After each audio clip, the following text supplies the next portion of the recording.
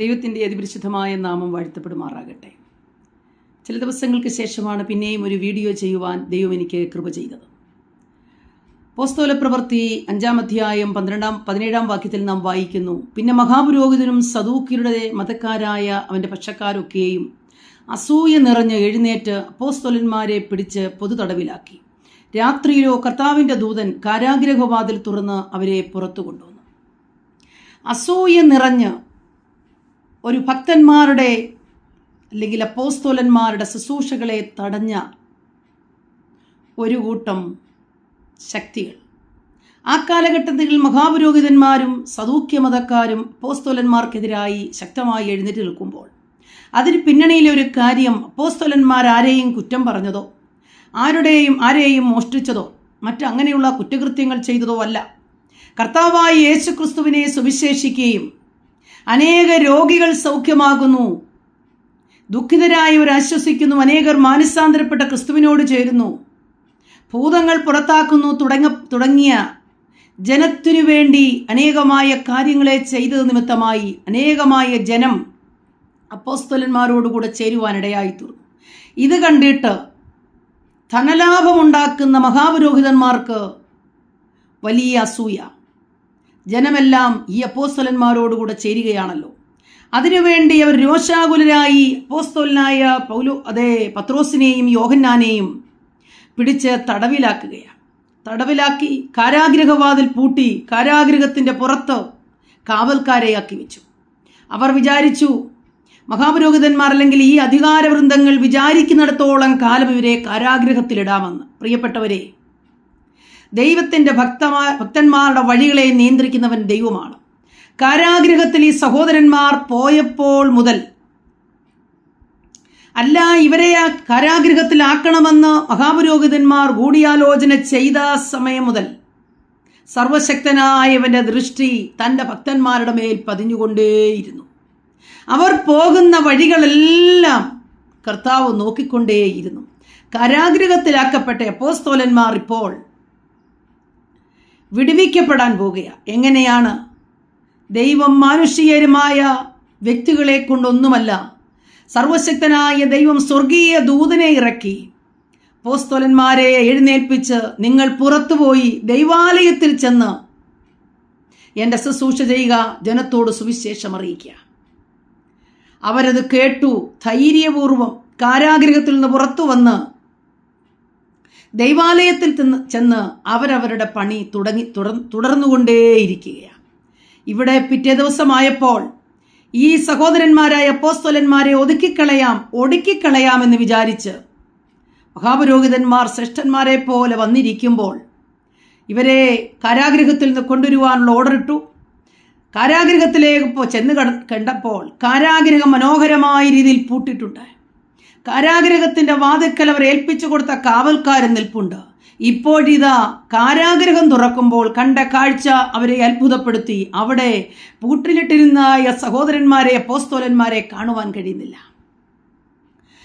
അപ്പോഴാണ് അവർക്ക് ഇൻഫർമേഷൻ ലഭിക്കുന്നത്, ഇവർ ദൈവാലയത്തിൽ കർത്താവിനെ ശുശ്രൂഷിച്ചുകൊണ്ടേയിരിക്കുന്നു എന്ന്. ഇവർ മഹാഭയമുള്ളവരായി തീർന്നു. ജനത്തെ പേടിച്ച് അപ്പോസ്തലന്മാരെ പിടിച്ചുകൊണ്ടുവന്ന് ഇവരെ വിസ്തരിപ്പാൻ തുടങ്ങുകയാണ്. പ്രിയപ്പെട്ടവരെ, അവിടെയും പത്രോസ് ധൈര്യപൂർവ്വം നിന്നുകൊണ്ട് പറയുകയാണ്, നിങ്ങൾ തൂക്കിക്കൊന്ന കർത്താവായ യേശുക്രിസ്തുവിനെ ഇസ്രായേലിൻ്റെ മാനസാന്തരത്തിനു വേണ്ടിയും പാപമോചനത്തിനു വേണ്ടി അവൻ ഉയർത്തെഴുന്നേൽപ്പിച്ച് പിതാവായ ദൈവം അവനെ ഉയർത്തെഴുന്നേൽപ്പിച്ചിരിക്കുന്നു എന്ന് സുവിശേഷത്തിൻ്റെ ഏറ്റവും കാതലായ വിഷയം അവിടെ യാതൊരു ഭയവും കൂടാതെ വേണം അപ്പോസ്തലനായ പത്രോസ് പ്രസ്താവിക്കുമ്പോൾ ഇവർ രോഷാകുലരായി തീർന്നു എന്ന് നാം കാണുന്നു. പ്രിയപ്പെട്ടവരെ, കർത്താവിനുള്ള ആശ്രയമാണ് നമുക്കുള്ളതെങ്കിൽ നാം ഒന്നിനെയും ഭയപ്പെടേണ്ട ആവശ്യമില്ല. കാരാഗൃഹത്തിൽ നിങ്ങളെ ഒതുക്കിക്കളയുവാൻ ശത്രുവായവൻ ഒരു വഴി ഉണ്ടാക്കിയെങ്കിൽ ദൈവത്തിൻ്റെ മഹാശക്തിയെ നമുക്ക് വെളിപ്പെടുത്തേണ്ടതിനും അനേക ജനമത് കണ്ട ദൈവത്തെ ഭയപ്പെടേണ്ടതിനും ദൈവത്തിന് പ്രവർത്തിപ്പാനുള്ള ദൈവം കാരാഗൃഹത്തിലും തൻ്റെ ഭക്തന്മാർക്ക് വേണ്ടി പ്രവർത്തിക്കും. കാരാഗൃഹത്തിൻ്റെ വാതിൽ തുറന്നത് കാവൽക്കാരറിഞ്ഞില്ല. പൂട്ട് തുറന്ന് അപ്പോസ്തലന്മാരെ പുറത്തു കൊണ്ടുവരുന്നത് ഈ കാവൽക്കാരറിയുന്നില്ല. കാവൽക്കാരറിയാതെ പൂട്ടിയവനും അതിൻ്റെ കാവൽ ചെയ്തവരും അറിയാതെ അപ്പോസ്തലന്മാരെ പുറത്തു കൊണ്ടുവന്ന് കർത്താവ് തൻ്റെ ദൗത്യത്തെ നിർവഹിപ്പിച്ചുകൊണ്ടേയിരിക്കുക.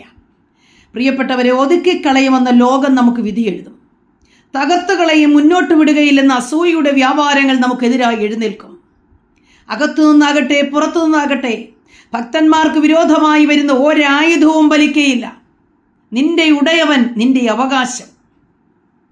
നീ തകർന്നു പോകുവാൻ ദൈവം ഒരു നാളും അനുവദിക്കത്തില്ല. അതുകൊണ്ട് തീർന്നില്ല പ്രിയപ്പെട്ടവരെ. ന്യായപ്രമാണത്തിന് വിരോധമായി ഇവർ സംസാരിക്കുന്നു എന്ന് മഹാപുരോഹിതന്മാർ പറയുകയാ. മരത്തിൽ മേൽ തൂങ്ങപ്പെട്ടുന്നവരൊക്കെയും ശപിക്കപ്പെട്ടവനെന്ന് പറഞ്ഞിരിക്കുമ്പോൾ ഇതാ കർത്താവായ യേശു ക്രിസ്തുവിനെ ഏറ്റവും ഉയർത്തി എന്ന് പറഞ്ഞ വാക്കുകളാൽ ഇവർ രോഷാകുലരായി തീരുകയും അപ്പോഴിതാ ഇവരെ ഒടുക്കിക്കളയുവാൻ പരിശ്രമിക്കുകയും ചെയ്യുമ്പോഴും അവിടെയും ദൈവത്തിൻ്റെ ഒരു പ്രവൃത്തിയെ നമുക്ക് കാണാം. അവരിൽ ഏറ്റവും ശ്രേഷ്ഠനായിരിക്കുന്ന യഹൂദ റബിയായിരിക്കുന്ന ഗമാലിയേലിനെ കൊണ്ടുവന്ന് അവർക്ക് വേണ്ടി ദൈവം പ്രവർത്തിക്കുക.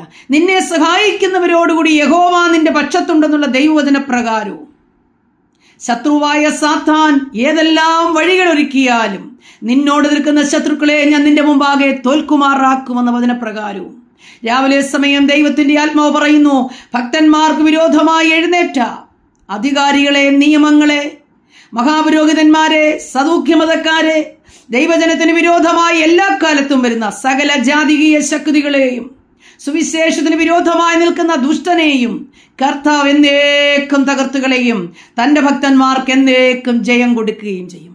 അന്നു മുതൽ തുടങ്ങിയതായ പ്രതികൂല ശക്തി ഇന്ന് വരെയും നിലനിൽക്കുന്നുവെങ്കിലും സുവിശേഷം എവിടെയും തകർന്നു പോകുകയില്ല. സുവിശേഷകന്മാർ തകർന്നു പോകുകയില്ല. അവരുടെ അതേ തടവറയും അവരൊരു ദേവാലയമാക്കി മാറ്റിക്കൊണ്ടിരിക്കുക. രാവിലെ സമയം ദൈവത്തിൻ്റെ ആത്മാവ് പറയുന്നു, നിന്നെ ഒതുക്കുവാനോ നിന്നെ മുടിക്കുവാനോ നിന്നെ തകർക്കുവാനോ ദൈവം അനുവദിക്കുകയില്ല.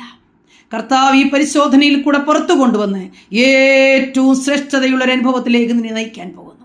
അതുകൊണ്ട് ദൈവത്തിൻ്റെ ആത്മാവ് പറയുന്നു, മടുത്തു പോകരുതേ, ക്ഷീണിച്ചു പോകരുതേ, തളർന്നു പോകരുതേ. അസൂയ നിമിത്തമോ മറ്റേതെങ്കിലും കാരണങ്ങളാലോ മുന്നോട്ട് വിടുകയില്ലെന്ന് ശക്തിയെ ദൈവം കൈകാര്യം ചെയ്തിട്ട് തൻ്റെ ഭക്തന്മാർക്ക് എന്നേക്കുമുള്ളൊരു ജയം ദൈവം നൽകിത്തരാൻ പോകുകയാണ്.